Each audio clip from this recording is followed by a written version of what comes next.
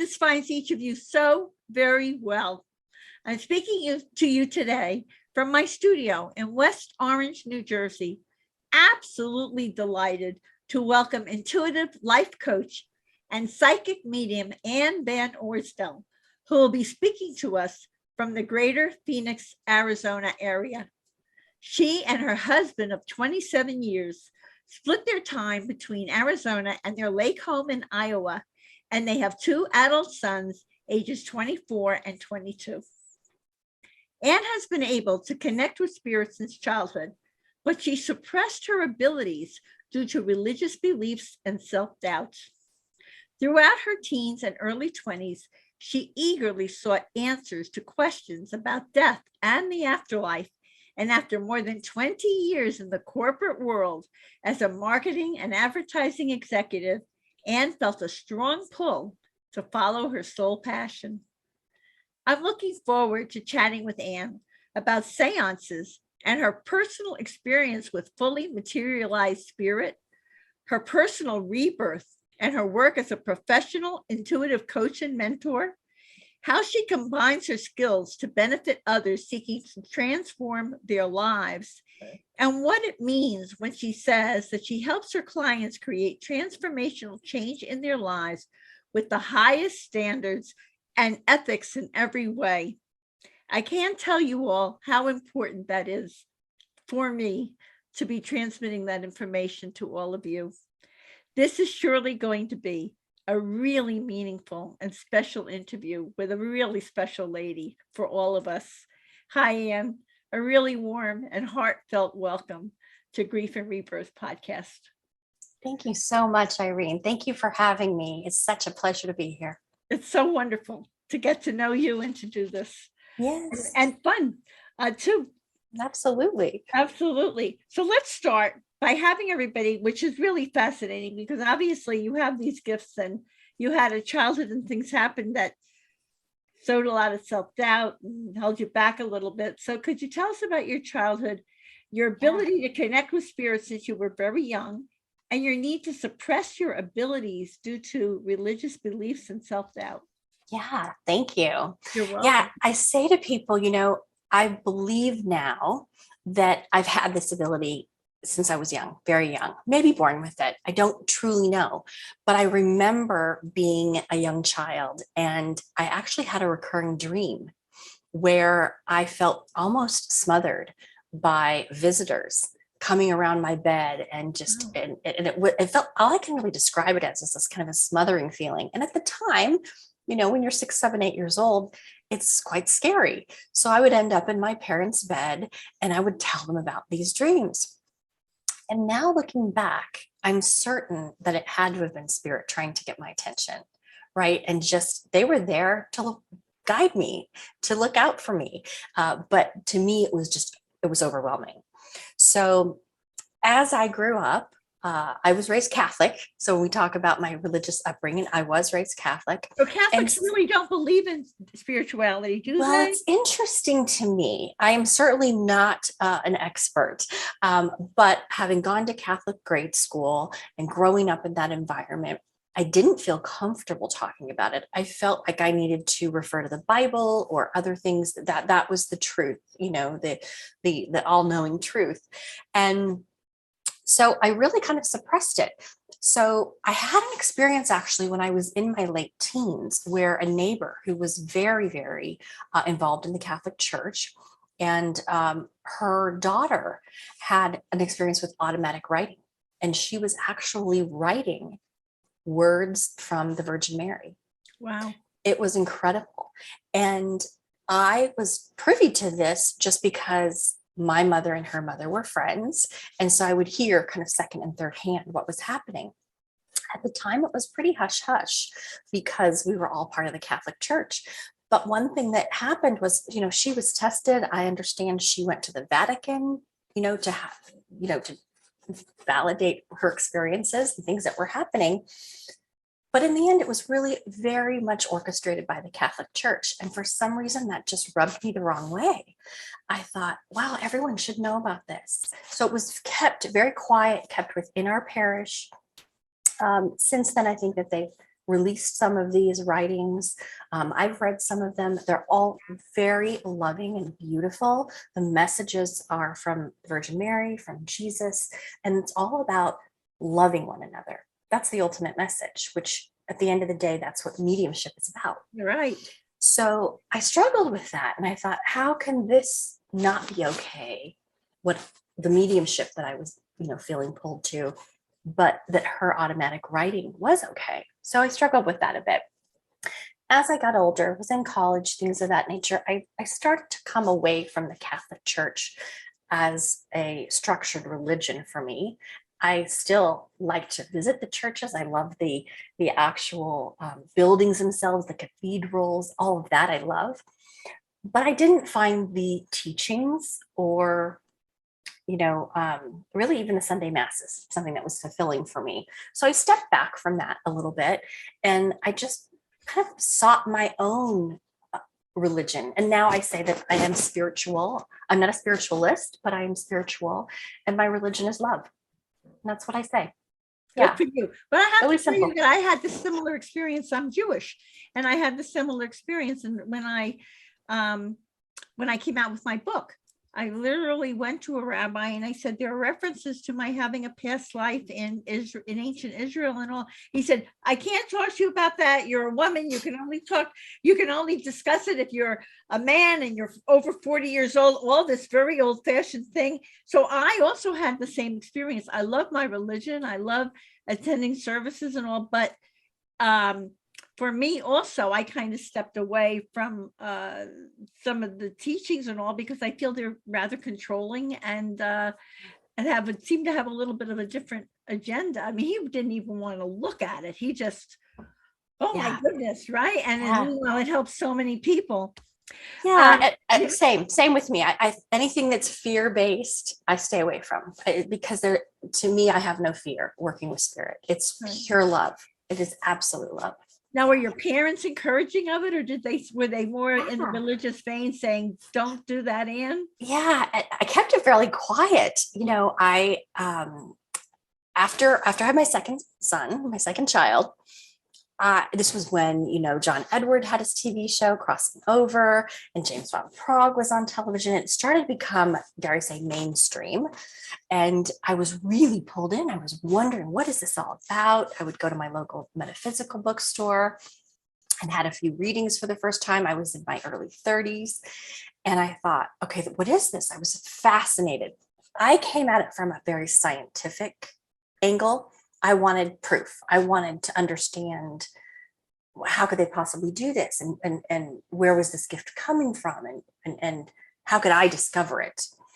I was very fortunate to not have lost anyone close to me at the time. So it was really, truly coming from a place of curiosity, if nothing else. Right.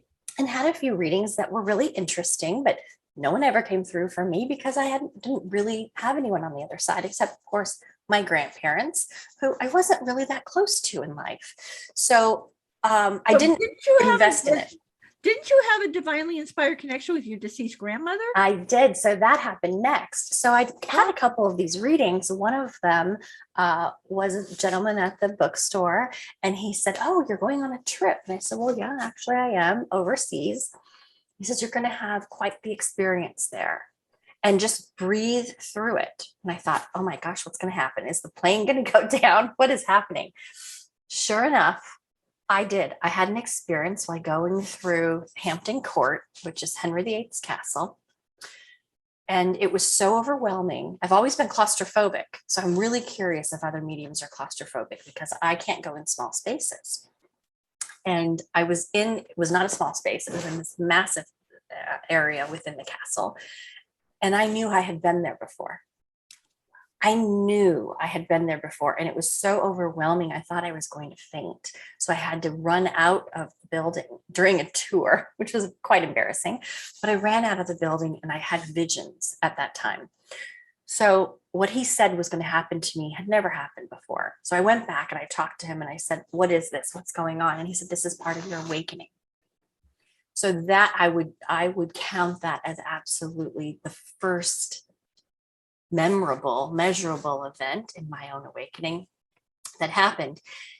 a few years after that, you're right, I didn't know my maternal grandmother in life. I was 3 when she passed, so I just have pictures. And I was driving to work. We lived in Denver, Colorado at the time. I was driving to work and I heard a woman's voice in the car with me. And I heard her say, "Call me Lizzie." Well, I knew my grandmother as Betty. Everyone called her Grandma Betty. I knew that her name was Elizabeth because that's my middle name, but that's about all I knew. So I heard, "Call me Lizzie. Who is this?"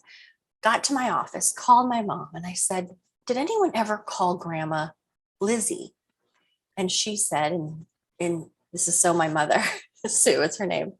She paused and she said, "No, only her best friends." That is very much my mother. And I said, "Well, I think I'm one of her best friends. This is incredible."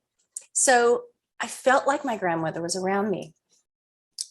Within a week after that, I'd signed up for a class. I had taken a class with a wonderful medium. Her name is Rebecca Rosen.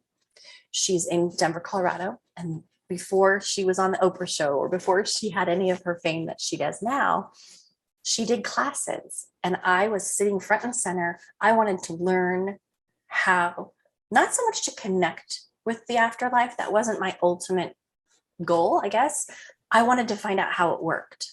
I wanted to understand the mechanics of it. And after the class, she came up to me. Everyone was leaving. And she said, "Can I have a minute with you?" And I said, "Well, sure." And she said, "You have a grandmother here. And she's telling me that you're going to be doing this work. I see you standing up in front of a group of people and you're going to be a healer." And I said, "Oh, no, not interested. Thanks for that. But that's not me. I'm just here because I'm fascinated by the science of it."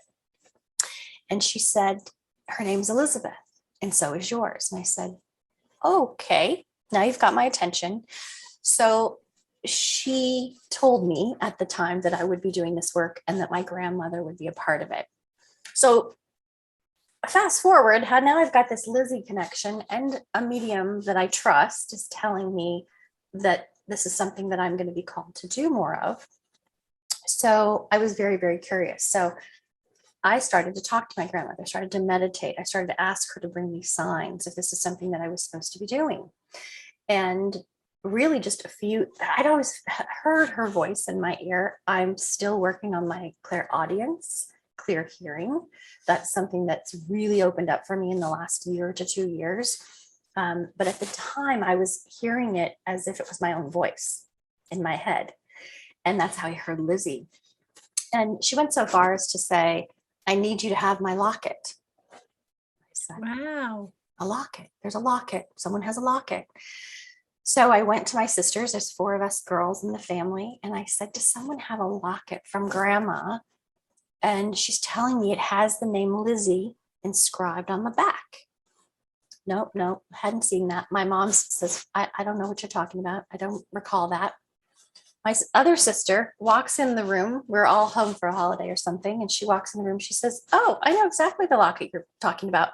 Went in and got it out of her jewelry box and brought it to me. And I said, "I'm supposed to have this." I took it. I still have it with me. I carry it with me everywhere I go. I keep it in my purse. Sometimes I hold it for readings. But I really felt like that was something she wanted me to have in my possession as part of her and to work with Absolutely. her. And she was helping, she was adding her vibes to yours Absolutely. and helping you. So she's led me to things like that. And I've had really unique experiences when I talk with her and when she validates things like that. So it is such a beautiful relationship now. I'm definitely closer to her than, I certainly was in life, but I feel closer to her than in her own family sometimes, so That's so that's heartwarming and interesting. wonderful. That's so Yeah. heartwarming and wonderful because people don't realize that even though you're only 3, she's totally around you and she is really in touch with everything that was going on with you. She must have gotten Absolutely. very excited on the other side that she could help you to I help so believe many other that. people. I believe that. And I think that she probably had either at least an interest in the afterlife in this world. She has since brought through information Never anything that's a warning or anything like that, but things that my mom can validate. And I think it's beautiful. So that you'd asked me earlier if my parents were supportive. And I think having that experience with my mom's mom helped her to, she kept saying, I don't know how you know these things. There's just no explanation for it. I didn't hear it from her. She wasn't aware of the locket at the time. She had never referred to her mother as Lizzie, not ever, not once. So there were things that she said you just can't deny. And then remember, she had had this experience with a neighbor's daughter who did the automatic writing. So she believed, and does, of course, she believes now. She's just so supportive in my work. My dad was probably less supportive, but I have a beautiful story about how before he passed, he came into believing fully in this work. So if you'd like me to share that, I'm Please happy do, to. because I Yeah. need to tell you before you tell your dad's story from my own life. When all of this started happening to me, I started telling my own mother about it. My mother passed this last May. And it made such a difference. I exposed her, like she was in a gallery and she did different, things, and she had readings and different people came through, and she was a believer. Let's put it this way. She was a believer and she hoped I was right. You know what I'm saying? Yes. She was, I hope it's right. And I hope it's good. Well, anyway, my mother, when she was passing, I said to her, Mom, you're only leaving your body, your human bodysuit over here. You're going to go to the other side and all. And about 2 months before my mother passed, I made an appointment with a medium just for fun. I didn't know when my mother was going to pass. And for myself, just to get a little lift. And my mother passed about 4:00 in the afternoon on May 5th. I happened to have a reading with this medium at 5:30 in the afternoon that day, just coincidentally, and we were supposed to talk at 10:30 in the morning. How coincidental that the medium suddenly said to me, I can't talk to you at 10:30. Is 5:30 okay? Something's come up. Well, my mother came through like gangbusters an hour and a half after she passed. And what she said was, yay, I made it. Oh. And it was so cute. And there was all kinds of experiential evidence and all that, and a description of my grandfather who brought her the other side and the whole thing. So now you can tell us your story about your dad. But it's such, what I tell people all the time is this knowing makes it so much better when when our loved ones transition, because it's not as final. I know I'm going to see my mother again. I know my mother is around me. And when everybody was crying at her funeral, I had a sense of peace because I had already heard from her and she was happy and she was fine. Yeah, that's great. I feel the same way. And because I hadn't lost someone close to me, I almost felt, how dare I be the messenger when I haven't really experienced this level of grief. But Spirit kept saying to me, this is your path, just follow it. We're here to help you. So with my dad, so it would have been 2 years ago. 2 years ago in September, I was fortunate to sit in seance with David Thompson, one of the absolute most amazing physical mediums of our time. And it was amazing because I was there in Santa Fe, which is where he was doing this demonstration that week. And prior to going into the room where the demonstration was, the seance was taking place, I had such a feeling of nausea that was, I thought I was going to pass out. I was so absolutely just engulfed with this feeling. And a fellow medium said to me, don't worry, that's actually a really good sign. That's the spirit world getting your attention. And I've since learned that that absolutely is one of the things that happens, especially for me when I'm sitting in the presence of physical mediums. There's a physical reaction. And it's a beautiful thing. I now know that, oh, wow, something amazing is about to happen. Even though you feel nauseous, something amazing. You feel nauseous. And it's because they are impacting our energetic vibration. And it happens, it could happen to non-mediums. I don't really know, but I do know for me, it can come on pretty strongly. So I was seated, they tell you where to sit in the room for the seance. And I was seated, and there's usually music that's sung that raises the vibration. The spirit helpers of that physical medium will come and speak. They'll usually speak through a voice box that is created through ectoplasm. So if you want to read up on that, it's very interesting, and it's something that actually comes from the human body, comes from the pancreas, and the spirit world can manipulate this in those physical mediums who have studied, in David Thompson's case, in every physical medium I know. They have sat for decades. This is something that takes a lifetime to develop. And same in David's case. So it was such a beautiful experience. And the spirit team member said, I have a man here named Edmund, and he'd like to come through and speak with his niece. And I thought to myself, I have an Uncle Ed. We never called him Edmund, but we called him Ed or Eddie. So I hesitated and I waited for surely someone else in the group had an Uncle Ed or Edward or Edmund, right?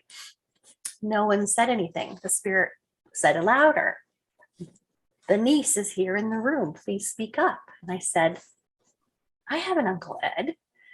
And they said, okay, speak louder. Let him hear your voice. And sure enough, it was my Uncle Ed. His voice came into the room very loudly. It moved from one side of the room, which would be, I guess you could say, near the medium, to right in front of me. I was sitting about center of the room, of the circle. And the vibration, I will tell you, the feeling of this spirit coming into our space was, first of all, it was not human. It was not a human feeling. It was so far beyond that. And it was so deeply felt by everyone in the room. That's the thing with physical mediumship. Everyone in the space, in the seance room, hears and senses and feels the same things because it's happening very objectively, right there in front of you. So it was my uncle. He spoke about me and he said, I'm trying to get a hold of my brother, Larry, which is my dad. And I said, what on earth are you trying to do? And he said, he's not listening to me. I'm trying to get his attention and he's not listening to me. And he said, I know you can help me. So that's why he came. And he said, I need to talk with my brother, Larry. So we said a few things, you know. It reminded me of a funny story that happened when they were kids, and I had to validate that later with my mom, but sure enough, I was able to validate it. He reminded me of some things that we did with our families. He said, you know, please give my love to everyone. You know who they are. And he says, now I have to go. They're calling me back. And I was overcome, Irene. I can imagine. So Wow. much emotion. I broke down in tears. And the spirit world, David's main, some people call him main control or main guide, but they like to be called our spirit friends. This friend said, are you okay? Are you okay? And I said, yes, these are happy tears. I mean, I was overwhelmed. So I knew that my uncle was trying to get my dad's attention and that he was going to use me to do that. Of course. So after the seance was over, and there were other beautiful visitations, we call them fully materialized visitations, because the spirit world is using that ectoplasm to at times create a physical presence. For example, not my uncle, but another spirit came through and out of this ectoplasm created a human hand and was touching the head of some people and asking them to describe the hand. And they all described the hand as being much larger than a human hand and warm, you know? So No. the spirit world does this. They experiment with us because they too want to prove the existence of life after life. And it's a beautiful gesture. It's a beautiful, compassionate, love that's shared between the two worlds. So after the seance, I called my mother so excited and I said, "You've got to tell Dad." And she said, "I'm not going to tell him. You tell him." So neither of us really said much about it, except for I found out later that she said something very vague, did not use the word seance, but said something about how my uncle, his brother and best friend, they were very, very close in life. He talked every day, how he came through and gave a message to me. 2 weeks later, I got a phone call from my dad, which was unusual. My mother would call, and I, of course, would call them. My dad rarely picked up the phone and initiated the Your call. mother was the conduit. Yes, the mother was the conduit. So the phone rang, and it was my dad, and he said, "I want to talk with you about that experience you had." And I said, "Yes, I'd love to talk about it." He said, "I don't really believe in all this and everything, but I've had some experiences in my life that I've questioned, and now I really want to understand." And he said, the night that this happened, he said it was a Sunday night, which it was.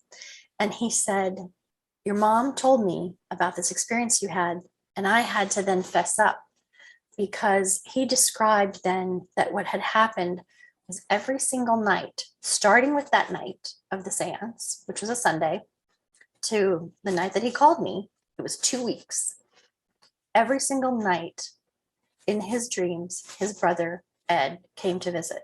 Boy, is Ed persistent. Wow, is Ed Every persistent. single night. He is persistent. Wow. And he said, "And Anne, I didn't say anything to anybody because they think I was crazy." And he said, "It was real. We talked. We drove in the car," which is what they always did. I could touch him. He could touch me. He was as physical as I am here. And he said, "And it was real." And he said, "And I believe in what you do. And I think that what you do is helping people. And I just want to tell you that I believe that you're helping people." I started to cry, and that was what I needed from my dad. I needed his acceptance. And so not only was that a beautiful gift for my father to hear from his brother, it was Spirit's way of giving back to me. They were Right? validating you, absolutely, between your Absolutely. grandmother and now your uncle. Wow, and how powerful. So That was I'm trying to incredible. get your timing because you were in the corporate world as a marketing and advertising executive for 20 years. Oh, yeah. And then you felt pulled to follow this passion. Could you tell us all about that and how this began your transformation and rebirth? Yeah, absolutely. So I've been in advertising really my entire career. I started out in broadcast television as a producer, and then went into digital media. And I would say that I was very determined. I was very fortunate. I was an executive level, I was a senior vice president, had a big responsibility over the years. I'd kind of worked my way up, director, vice president, senior vice president. And I would say that my career really defined me. Absolutely. It was, I probably put way too much emphasis on my career. I was very focused on it. And Spirit kept finding ways to pull me back in. I say to people all the time, I've tried to walk away from mediumship and spirit work for probably 15 years, but they keep pulling me back in. And I believe that it's because there's a higher purpose happening here, right? That's following a soul passion. That has to be. So you set this up somehow. Yeah, I'm sure I did. So about 3 years ago, I was in Holland and I was studying there. I really, probably my type A personality with my corporate world, I really go in 100% in everything I do. And a big part of my personal journey is investing in it, my own education. So attending the Arthur Findlay College on a regular basis, which is in England. I've attended very wonderful classes there by various mediums, from mental mediumship to trance mediumship to trance healing. And I was now in Holland studying trance mediumship, which is a new passion of mine. And define that, please. Yes. Absolutely. Trance mediumship is a form of mental mediumship, or what I was talking about before is physical. I am not a physical medium. I'm a mental medium. So I love to sit with those in the presence of physical mediumship because it's truly, for me, absolute proof of the afterlife. It validates. Absolute proof, physical mediumship. Mental mediumship still uses the awareness and the frame of reference of the medium. So when spirit is communicating with us, it still goes through what I call our filter. And for example, if they give me something that's highly related to football, I can tell you right now, I'm not going to get it because I don't know anything about football. So they'll find something else, or they'll find a workaround. So mental mediumship is just that. And it's what many of us see demonstrated in gallery readings, or sometimes I call them platform readings. Another form of that, or the next extension of that, is what we call trance mediumship. Trance is just another word for allowing the spirit world to step into our vibration, into our auric field. They do not take over our bodies. That doesn't happen.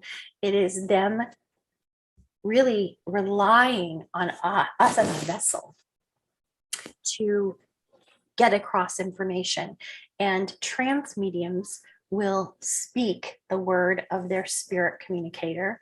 The spirit communicator can speak through them. They can speak in either the medium's voice or in the spirit communicator's voice. And we see that often.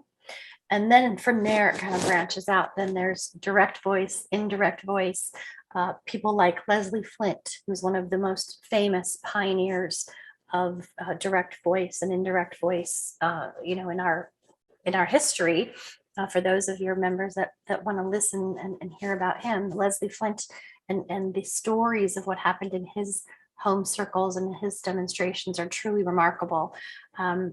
And trance is a part of that. So Wow. I recently had, in the past 3 to 4 years, really been pulled to study more trance mediumship. And so I was in Holland, and I was going to quit. I was going to walk away from mediumship altogether because my corporate world, my big girl job was just too demanding, too stressful. Couldn't do it all.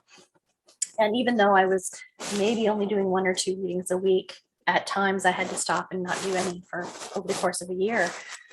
And I asked Spirit, and I was working through another medium, and I was speaking directly to Spirit, and it was truly fascinating. The medium who was giving me the message was from Italy, but this particular voice that came through was a British man. So it was lovely to hear the difference. Cool. And he was able to tell me, you're not ready yet. You won't be leaving your current job yet. But in 2 to 3 years' time, you will be pulled to do this work full time. So I knew. And then really just kind of all came to a head this summer.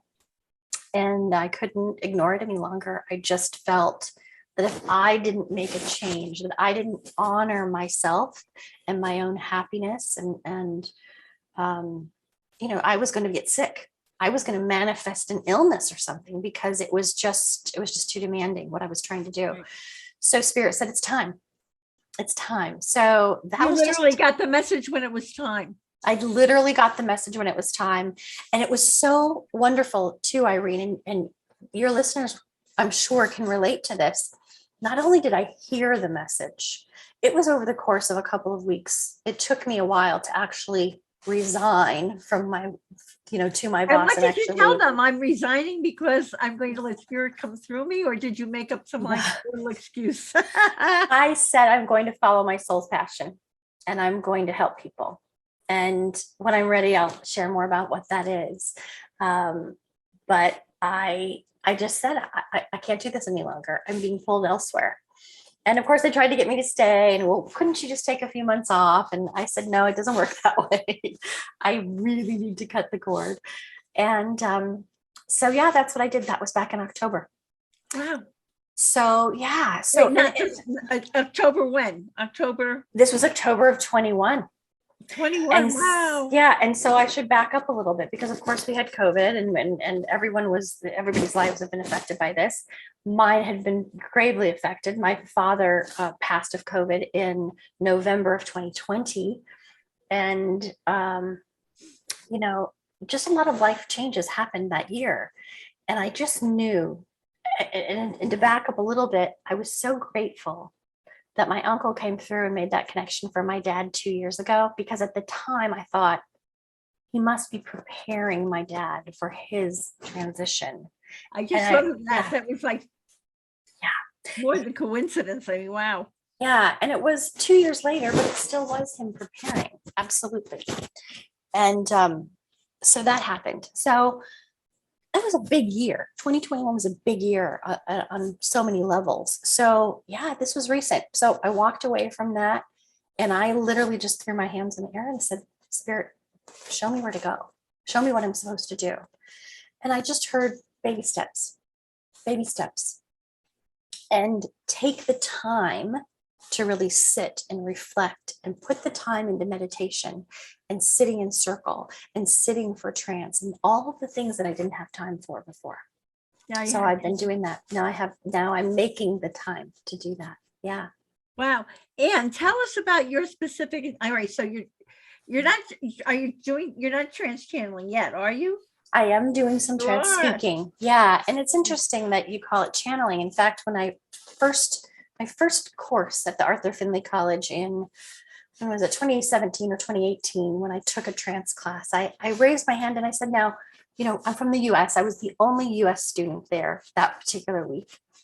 And I said, how is this different from channeling? I asked the same question. And they all looked really puzzled, and the teachers looked at each other and they said, we don't use that word. And I said, okay, we don't use the word channeling here. This is interesting. And I think it's because trance has been what they've called this, or I should really rephrase it. It is considered an altered state of consciousness. Trance is the short term phrase that we use, but it's an altered state. It's reaching altered states of awareness and consciousness to be able to bring forward the messages and or healing. There is trance speaking that is taught and that is a practice, and then there is trance healing. And so as a trance medium, you can do both if you choose, and both are equally fascinating. Now, do you have to do this in person with people around you, or can you do this from a distance also? It can be done from a distance, and I've been studying for the last year from a distance with people from all over the world online on Zoom. And then I recently went to Holland to study in person. I love the feeling of doing it in person. It can be done online, just like a mediumship reading can be, but the trance work as well. There's just a different energy in person, and especially for trance. Yeah. So if someone wants to contact you and say, oh my God, could my father come through and translate to do this by trance, can you?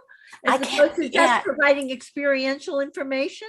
It doesn't work quite that way, I'll tell you. I mean, it certainly could, but typically with trance mediumship, it is your spirit team on the other side that works with you over a lot of time. So like physical mediumship that takes decades to develop, trance mediumship takes probably, it certainly takes years. I heard someone say on average, it takes between 5 and 10 years to just get to the point where you can, be comfortable in doing the trance speaking. So typically, and for me as well, when I speak with spirit comes through me and speaks. It is a guide for me, a spirit friend who has built trust over time. And the reason it's that particular individual is because as our human energy, and even as a medium, it takes a lot of surrender and getting out of the way to allow another entity to get into our space and our energy and make that connection. So what I work on now, I don't do this publicly, I'm still training, but what I work on now, along with other students, is we work on being aware of who that spirit helper is, understanding their vibration, and then allowing them to speak through us.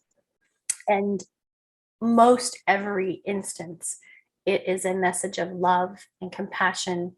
Most often it's philosophy, something, really of a higher, greater good for the masses of people.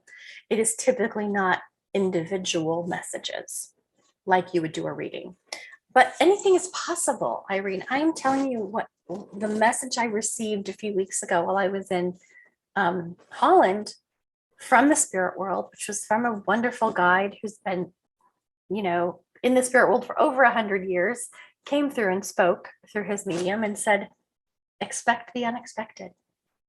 And it is so true. He came through and offered to speak through a few of the people in our group, in our class. And he's a Native American, very powerful spirit, very loving spirit. And I was literally in tears because he did not choose to speak through me on that particular day. And I couldn't tell you now. I was so emotional about it because I wanted that presence. I wanted to experience that vibration myself. And the others that did, it was so beautiful to hear that. But I asked the teacher, I said, why didn't he speak through me? And she said, because he has other plans for you. Wow. And you're right. At the time, I thought, I Woo! want this so bad. And it just so happened that a week later, we had a private one-on-one session scheduled, me and my tutor. And she said he's going to come through at that time. And he did. And he allowed me to feel his energy. And it was like nothing I've ever experienced before. Wow. So all in good time, right? All in good time.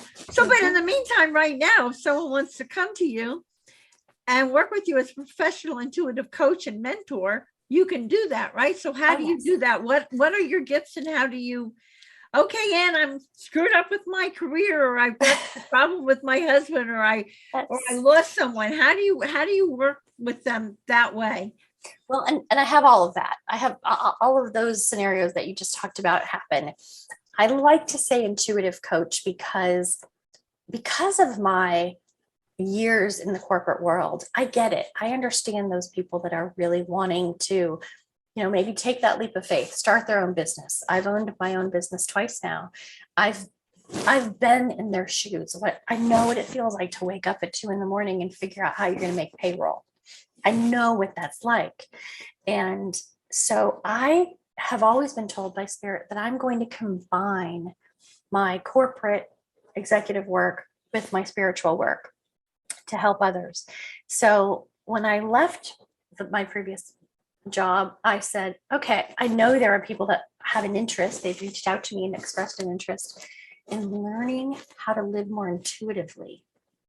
And I always say intuition is our greatest superpower, but most people don't know how to tap into it. They don't know how to listen to the signs. They don't know how to feel the shift. And so I do have a few regular clients that I work with and coaching clients now. You coach them how to do this? Yes, so exactly. You teach them how to tune into their intuition also? I do. For example, I have 2 women right now that I work with that are both attorneys. And so they're very analytical minded, and it's very black and white, but neither of them are fulfilled. And they're trying to figure out that next phase in their corporate life of what they're going to do. One wants to be a chef, maybe ultimately, another wants to do something completely different. So we're working through various exercises and tapping into spirit to find that guidance for them. And it is so beautiful to see when they have an epiphany or when they have that spark go off. And so they don't really have an interest in speaking with spirit from the afterlife. Their interest is purely, what am I going to do with this life?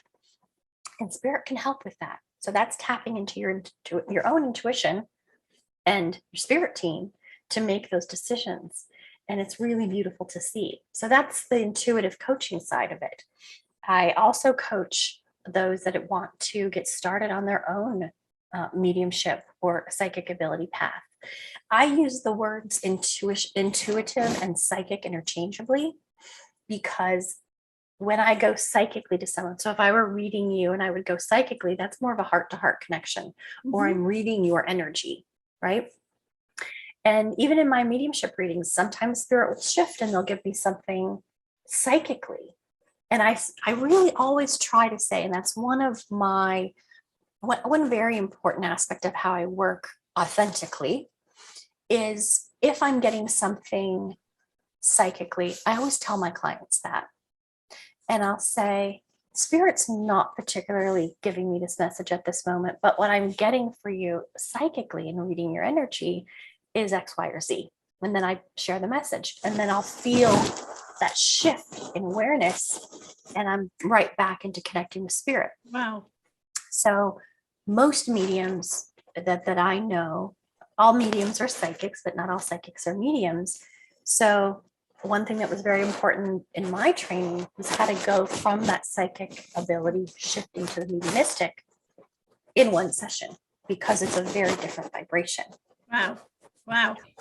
So let me ask you, you've got a couple of actual stories helping people to heal and transform from your over 15 years of facilitating change in people. Would you like to share a few with us? Sure. Well, I would say one of the first times that, I don't even say times, the first time that I came home and said to my husband, this is real. The story is, I was with a group of friends. I used to ride horses competitively. And so we would You rode often, horses competitively? I That's a whole did. other interview. I'm sure That's a people whole other talk about interview. that. I rode hunter jumpers, and I Nice. had two horses, and my son at one point had a pony, and we Wow. were fortunate to do that together. So it was beautiful. And we had a very close, tight knit group of friends at the stable. And the owner of the stable would often have people over to her house, and it was like, potluck. People would come over. And early on in my development, they were so intrigued, and they would say, practice on us, right? It was a fun thing to do. It was a social thing. It felt safe because of people I knew pretty well. Right. I didn't know anything about them personally. So that allowed me to practice on them, because I really, outside of what their horse's name was and what type of an accomplished equestrian they were, I didn't know anything else. And one particular evening, a gentleman came over to the group. I understood at that time that he was new and he was hired on to work at the stable. And we'd all walked outside to sit. It was a beautiful summer night, and we were sitting outside by her outdoor fire pit, and she had an overhead fan going, and there was a light in the fan, and out of nowhere, the light burst.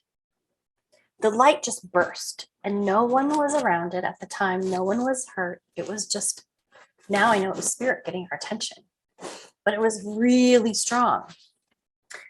And at the time I thought, okay, this is really unusual. And then someone made a joke. Oh, spirit must be here. Anne's here. Spirit must be here. And this particular man, Mike is his name, he said, oh, let me fix it, and he quickly fixed it, got the fan turned off, and everyone was comfortable again. But I was immediately drawn to his energy.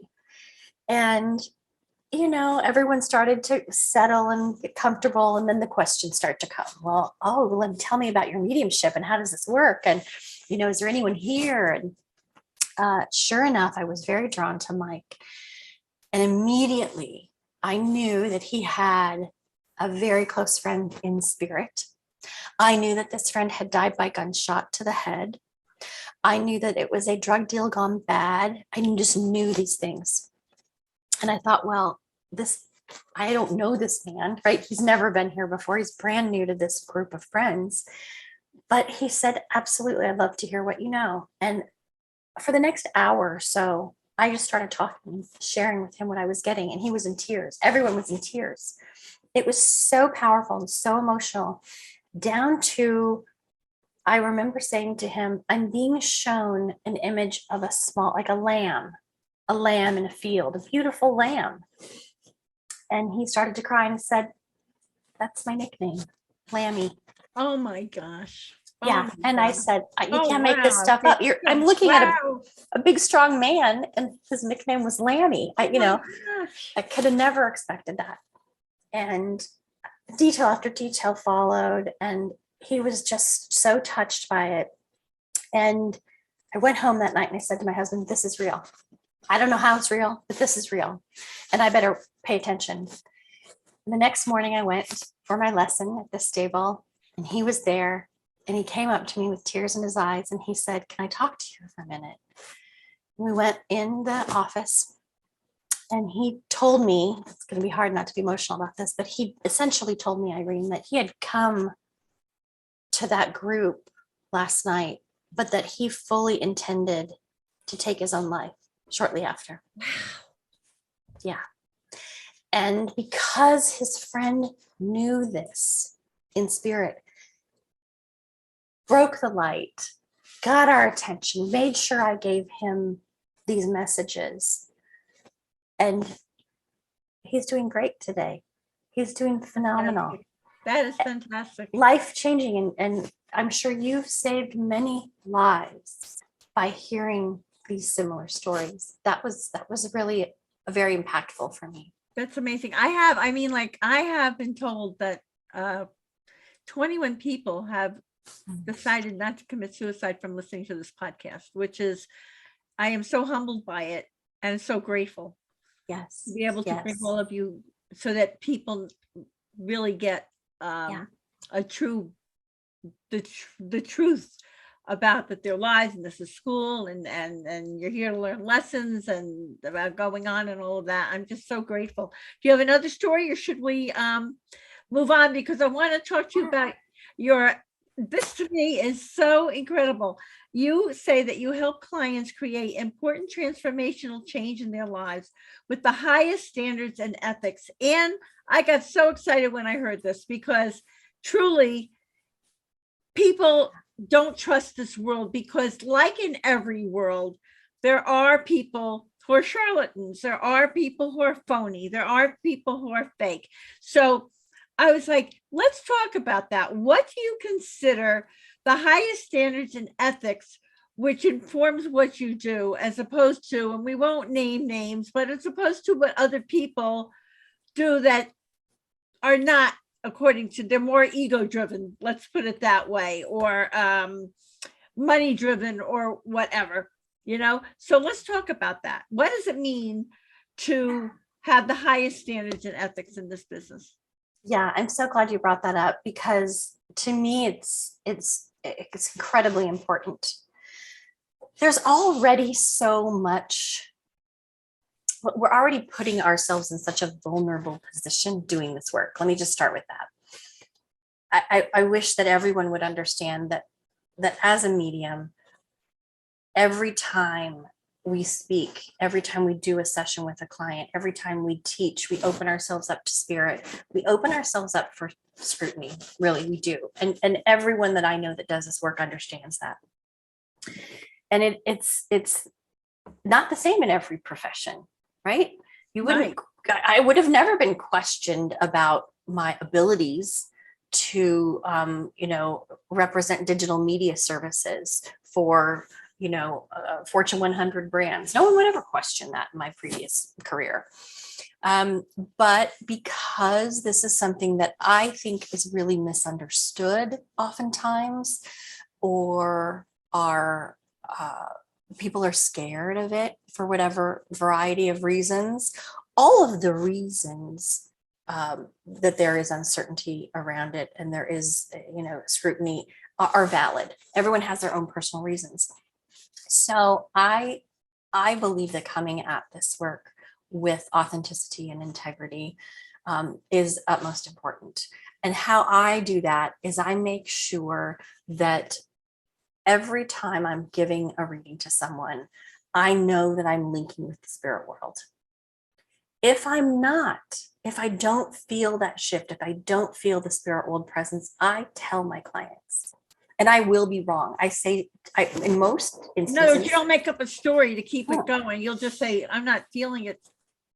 Well, first of all, I don't know how you could make it up. I mean, I come at it from that angle, which is, A skeptic might say, well, you could make up any story. Certainly everyone has a grandmother or a grandfather in spirit, especially if you're on Zoom and you can see someone's above a certain age, that they probably have a grandmother or grandfather in spirit. Okay, I'll give you that. Absolutely.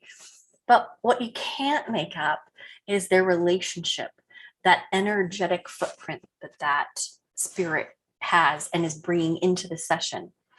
I say to my clients, I want you to feel your loved ones. Just having someone speak at you for 30 minutes or 60 minutes about, who might be coming in, is that the kind of experience you want to have? It isn't for me. So those that choose me as their medium, they should come knowing that I want to feel like we're sitting down having a conversation with a good friend or a loved one. I want it to feel organic that way. And my spirit team knows that. So they try to bring in that sort of energy. I am not one of those mediums, even though I've been trained to some extent this way, especially in England, through, the tutors there and whatnot, because of the various guidelines and rules that they have in different countries, where literally, if you do not make a connection, I think within 10 minutes in the UK, you must refund that client's money. Wow. So it's more structured there. So I have been taught with that type of integrity. So if you don't make a connection within 10 minutes when you're doing a reading, you'll refund that person's money. Absolutely. There are times where I've done an entire hour, but I don't feel that it was up to my standards. And if I ask them and they say, I didn't really feel that, I'll say, then, you know what, I don't feel I'm making a connection with you. It never gets to be the full hour, of course, within a few minutes. Yeah. But there have been, and I can count them on one hand, the time over the years where I've not been able to make a link with the spirit world for that particular individual. And it can be for any variety of reasons. It can be because that person is in such heavy grief. Right. They are blocking the flow of energy. It can be because, for whatever reason, the spirit world the timing isn't right for the spirit world to come through. Right. So I always say, I dial the dead. I open up and allow who is meant to come forward. And that's how I work. Now, that doesn't mean occasionally, especially if we're, maybe doing a gallery or something has to happen quickly and we're trying to get to a lot of people, I might say, who is it you're wanting to connect with, and go that route. But if I don't feel the connection, I don't feel the connection. And I'm always honest about that. That's really terrific. Do they sometimes come back to you and Oh yeah, absolutely. Absolutely. They trust you that you're real, and then they'll take another chance with you again to see if for whatever reason. Yeah. And better. And the times that it's happened, usually they'll say to me, you're not the first medium who's told me that. Wow. It's happened before. Or they'll come back and they'll say, when I had that appointment scheduled with you the past time, I was so sick. And so literally their vibration was in a very dense place because maybe they had a bad sinus infection or they had a stomach flu or something like that, but they didn't want to cancel the session because they were so excited. But spirit knows and wouldn't allow it at that time. I also say spirit chooses their mediums. So if something feels a bit too forced or someone's maybe given you a gift with a specific medium, maybe that's not necessarily because you didn't choose that medium. Maybe that's not necessarily the right energetic, partnership at that time. It does happen. And frankly, Irene, I wish more mediums would talk about the misses, would talk about the times when it doesn't just flow, because we all have them. And by putting that in itself is so honest of you, just to say. We all have them. We all have them. We are human.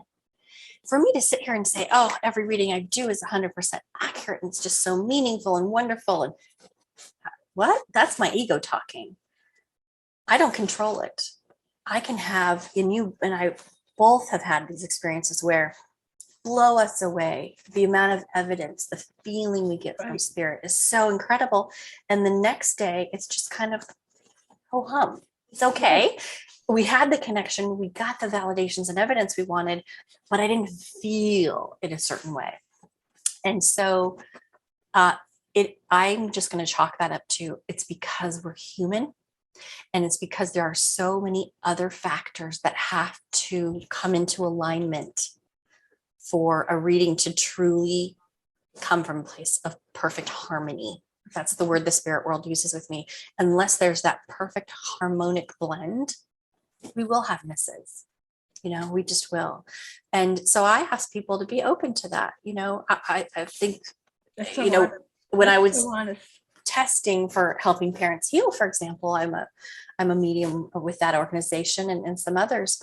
They do a really wonderful, beautiful testing protocol for their mediums. And I think at the time they said, it's on average, a medium that's 80% accurate is an excellent reading.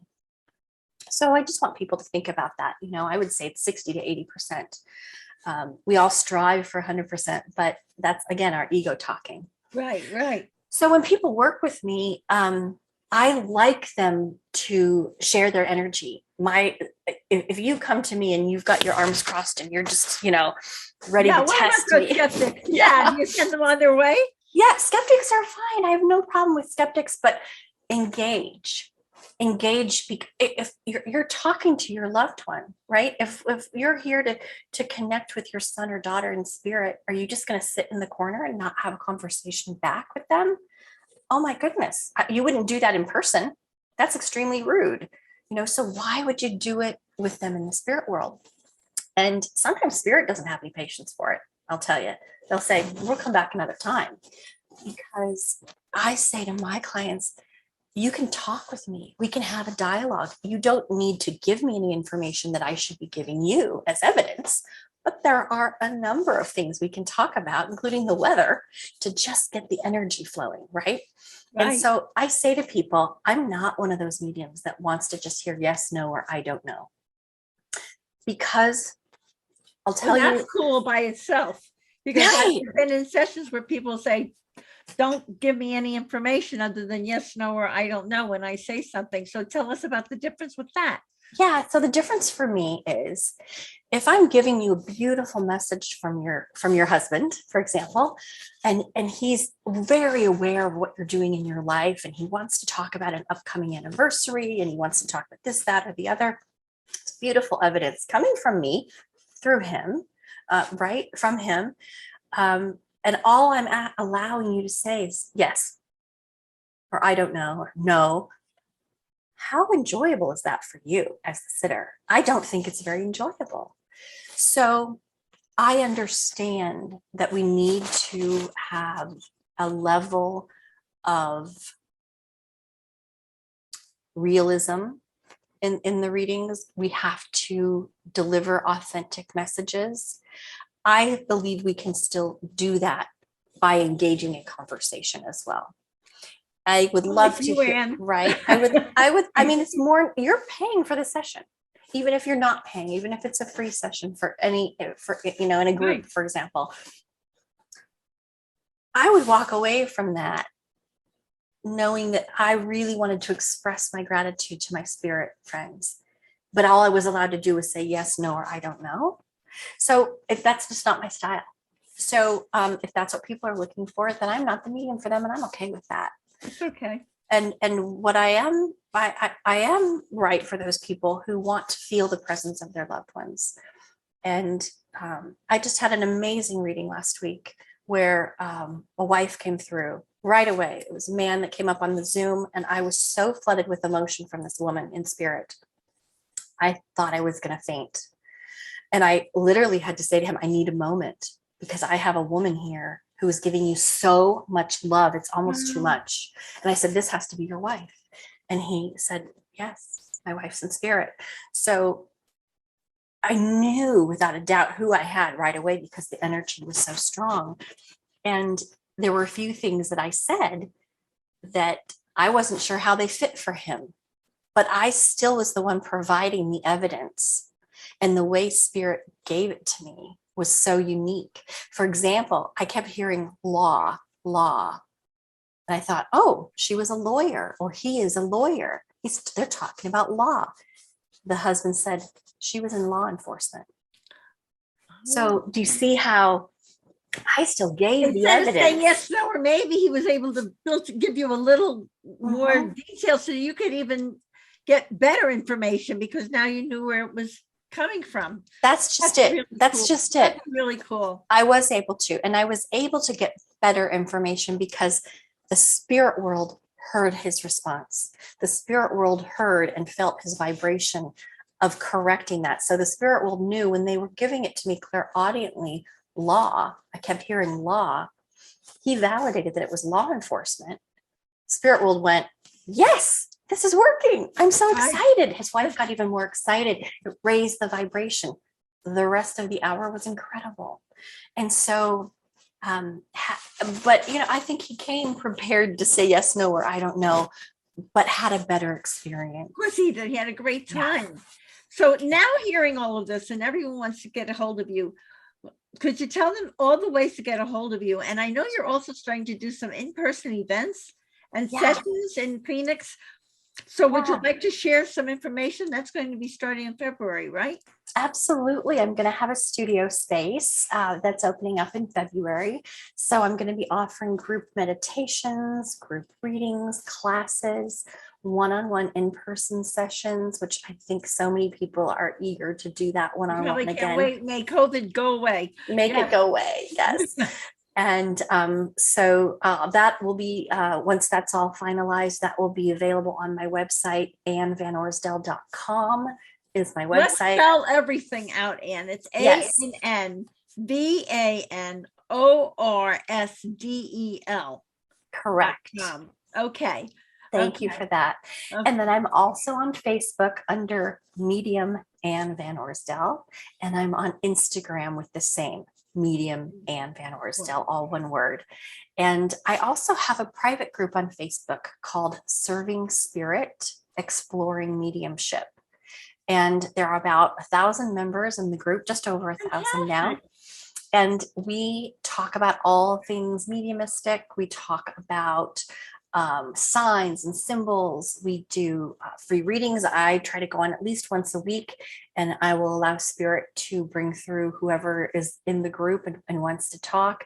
So I'm giving of my time both on Instagram and Facebook. I'll do free sessions like that, and I'll just do them whenever spirit calls me to do so. That's wonderful. So serving spirit's another way that folks can engage and follow along, because I believe that we are all students of spirit until the day we cross over. And I invest a lot of time and energy and finances in studying. I study abroad every year, sometimes more than once a year, because I believe that there's so much to learn from others. And, it's just a big part of my interest and my furthering. You're not a know-it-all, are you? You're not a know-it-all. You're not even close. Right. You're constantly learning, which is wonderful. And I think it's important for people to understand that in this work, spirit is teaching us. Spirit will give me something. It's a little bit like charades, right? They're having to use our frame of reference for everything. It used to be that sometimes I would hear Florida, or I would see the state of Florida in my mind's eye. Now, sometimes they'll give me an alligator, and I just know I have to talk about Florida. So they change things up in how they can give it to us. And a good reading just flows with that information. And people say, well, how can you be talking to my loved one when they're not even giving you enough time to actually hear the words and then repeat it back? And my response to that is a great mediumship reading and link with the spirit world. Spirit is using all of our clairs at once. Our clairvoyance, our clairaudience, our clairsentience, sometimes our clairgustance, which is clear tasting. I get that a lot. It's all coming into my awareness at the same time. So I'm able to just kind of give the messages as if I am that person speaking them. Knowing the information. So that's how they do it. They really tap into every aspect of our awareness to get their message across. That's fantastic. And what is your message about the importance of healing and rebirth, since you had your own rebirth that you would like to share with all of us? Oh, thanks, Irene. I think for me, I've had a couple different rebirths, but I would say that the one message that keeps coming through for me that I want to share with others is to live a life of gratitude. I start every day with a gratitude prayer. I end every day with a gratitude prayer. And it can be something just as simple as saying, thank you for allowing me to be present, to be with my family, to accept where I may be wrong, to accept my shortcomings. We have to accept the good with the bad. And to me, it's all about gratitude. So that's a big part of how I live my life now. I didn't always, but I certainly do now. Would you say gratitude is your the way you find joy in life? Absolutely. Or is there something, is that the way it works for you? It does work for me that way, but I'll tell you one thing that Spirit's really impressioned on me lately, especially after my dad passed, and maybe this will help your listeners and viewers. I find joy now in my relationship with my father and those friends. I've had some friends pass as well in the last few years. I find joy in knowing that I'm embarking on a new journey where they are in spirit and I am in the physical. And every morning I wake up and say, okay, Dad, what are we going to do today? What's new out there? What am I going to discover?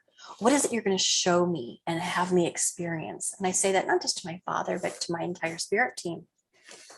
And I think that if we can all look at this as opportunity to have a new, fresh, beautiful, wonderful relationship with the soul of those that we love, instead of what they might have been in the physical. To me, I look at that as new opportunity, fresh start. They expand once they get to the other side. They come in with their, they cross over with their what they've learned while in the physical body, but then their viewpoint expands. Not that they become gurus or anything, but they have a different take on things, I guess. Yeah. Well, they're able to see some of those shortcomings now. They're able to see it without that egoic self present, right? And my father recently gave a message through my tutor. We were having a one-on-one Zoom call to focus on my trance work. And she said, who's Larry? And I said, well, Larry's my dad. And she said, he's here. And he gave a bunch of messages that were very personal to me. And I was so touched by them because he wasn't not a great communicator in life. He had 4 daughters. Like we always joke and say, which one of us was the son he always wanted. Right. But he wasn't always able to really, he didn't say, I love you all the time. He wasn't always warm and fuzzy, but we knew we were loved. I had a great childhood. I had a great upbringing and support by my parents. But there were certain things that he was able to say to her that just were very subtle, that I absolutely knew that was him. And I was so happy that he was able to see how now we could have a very different relationship, soul to soul connection, because he was out of his physical body. He couldn't do it while he was here. That's wonderful. It's wonderful. A beautiful thing, right? Right. Yeah. Absolutely beautiful. And the perfect way to segue into my thanking you for sharing your own, first of all, you shared your own remarkable and uplifting story of transformation and rebirth with us today, which I'm so grateful for. Thank you. And I love, as an evidential medium, healer, and educator, you are an educator. You continue to help your clients create transformational change in their lives, and you do so with the highest standards and integrity in every way. That is vitally important because truth and trust is so important. And I thank you for bringing your admirable integrity, your wise guidance, and your needed peace of mind to so many. Thank you from my heart, Anne, for this wonderful, really meaningful interview. Thank you. Thank you. It's been my pleasure.